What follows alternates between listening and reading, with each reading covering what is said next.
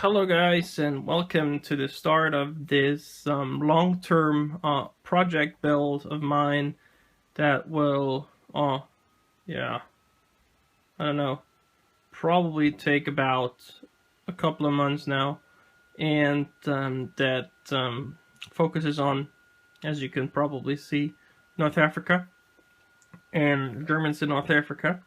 I have to say, I don't have all the material that I will be using for this diorama project here just yet, because I need to order one or two of the bits and bobs next month. The two tanks I've already done reviews of in the past, and they are on my channel, so if you want to see what I think of the kits, just go there, take a look. And yeah, it's the Panzer III J and Panzer III G with the figures.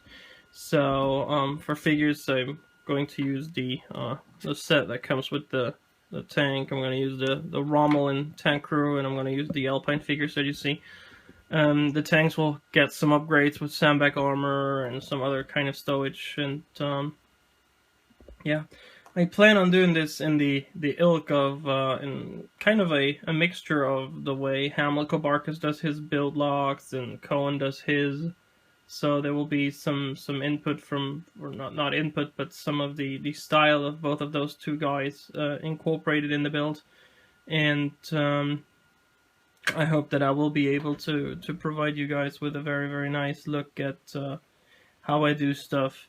I'm not sure whether or not I'm going to cover the actual building of the tanks, because I don't think that that's what people on the internet are looking for, because everybody, I hope, can follow an instruction sheet in putting parts together and gluing stuff together. So that's not what I want to do.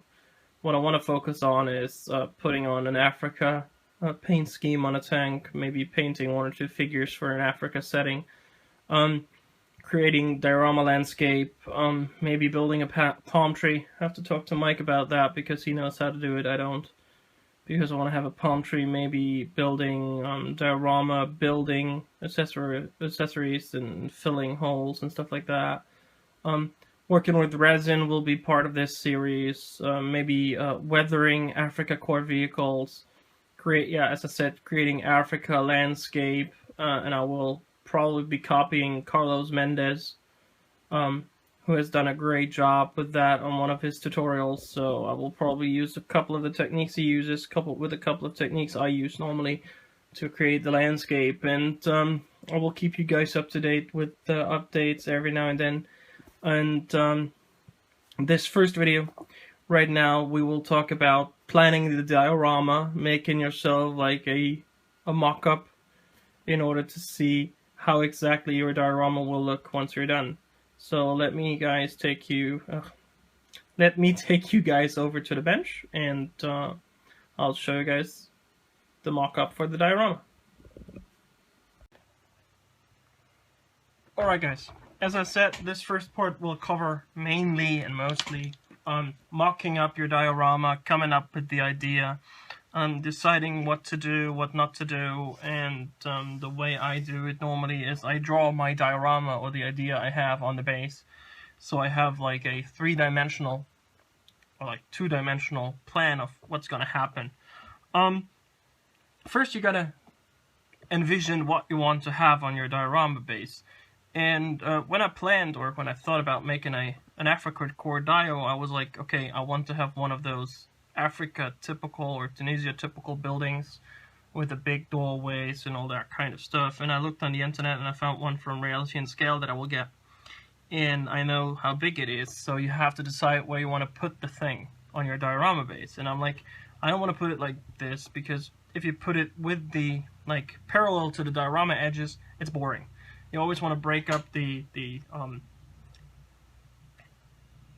geometry on your diorama. You want to put it either in an angle, or you want to put it, this way, or you just don't want to be parallel to the diorama edges. So I decided, okay, I know the size of the thing, and I decided, well, I'm going to put it right here in the corner. So I have the building will be sitting right here. Of course, it's just a drawing, so I can move it forward, I can change the corner of the diorama I will go with, depending on whether or not I like it once the building is actually put on the dio piece. I used permanent marker, as I'm going to cover this with tons of either DAS air drying clay or plaster of Paris. You can do this. If you were to paint this, don't, because don't ever use like permanent marker on your models, because like to mark road wheels in order or stuff like that, because it will bleed through your paint like crazy shit. Yeah, so this is the building. So once you have that, you can then think of, okay, what is the situation I want to show?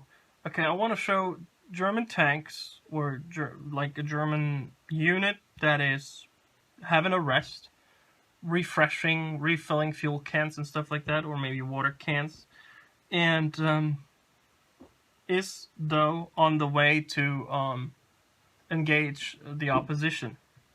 And once I decided I will have Rommel in it, I knew that this will be like, okay, what's the way? How do we approach this tactically? So you always want to decide which way are the vehicles facing. When I first mocked the diorama, I had the idea of having the two tanks face this way. That's why I have those little arrows here. Well, since I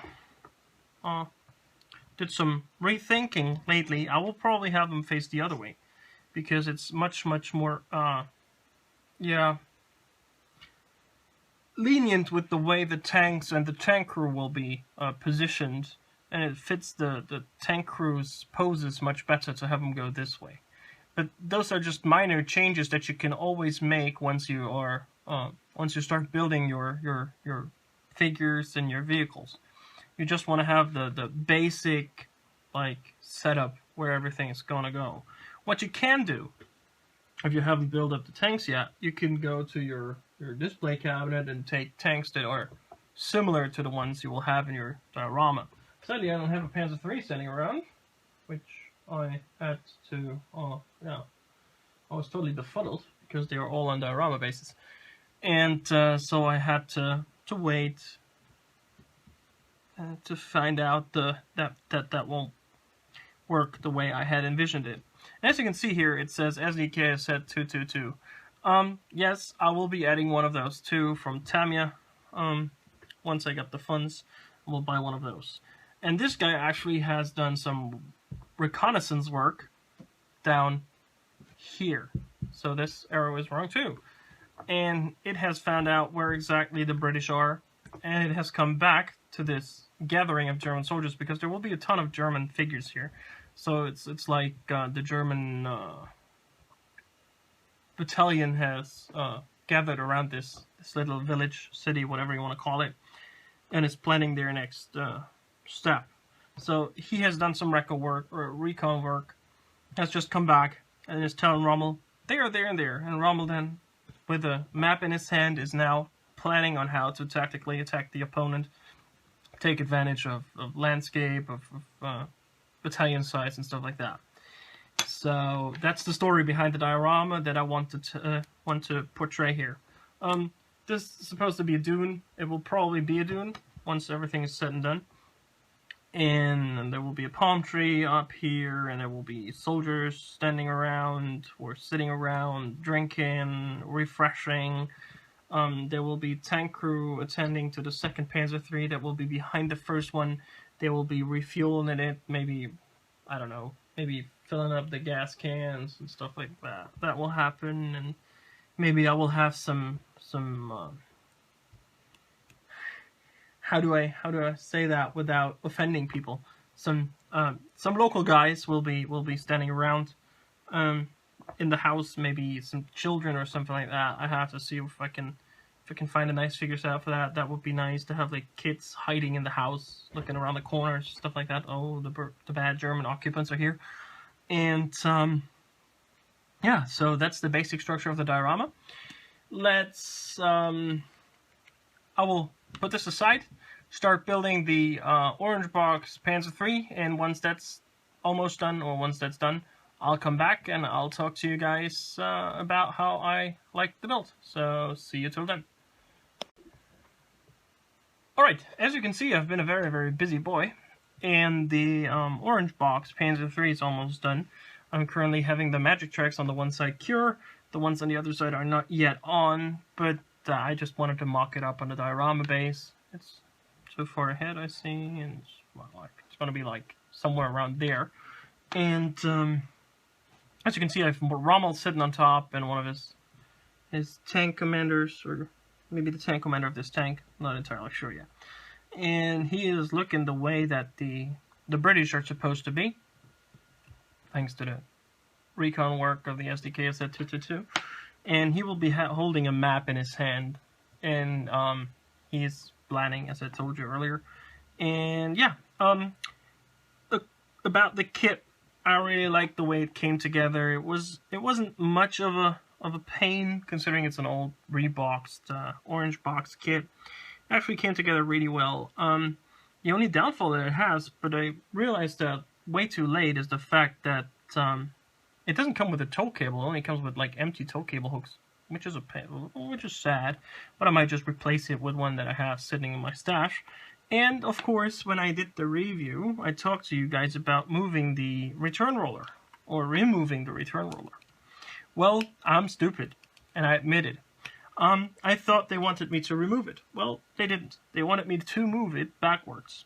The thing is, they supplied me with a replacement return roller in the kit, which I only realized after I had built everything and build it up from the ground and everything was done. I was like, damn, there are return roller replacements. Damn, what am I gonna do now? And I decided, well, screw it, I'll just leave it the way it is.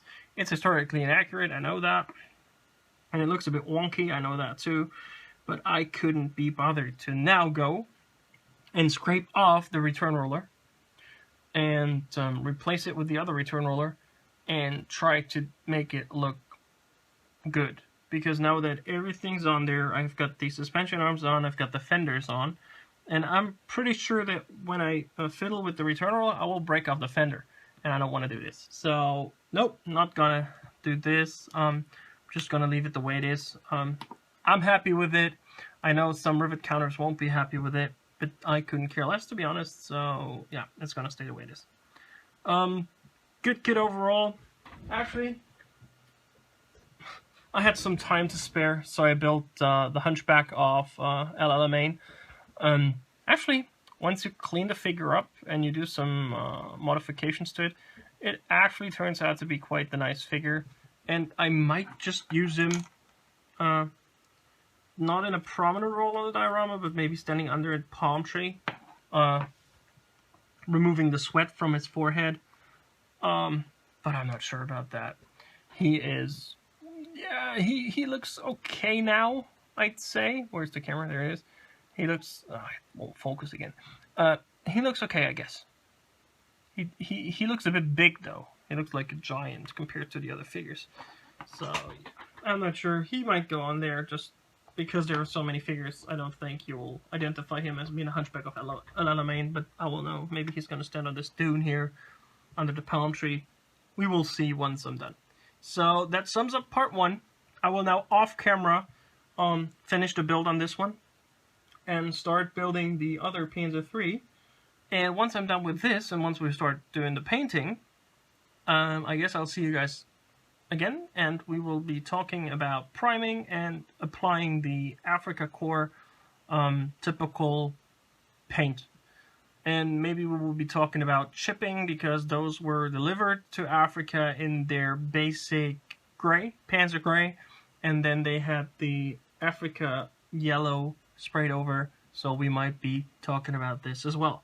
So I guess I'll see you guys in the next video. For now, this is Solid Modeling. Thank you guys for watching. May the force be with you, and see you guys around. Bye, guys.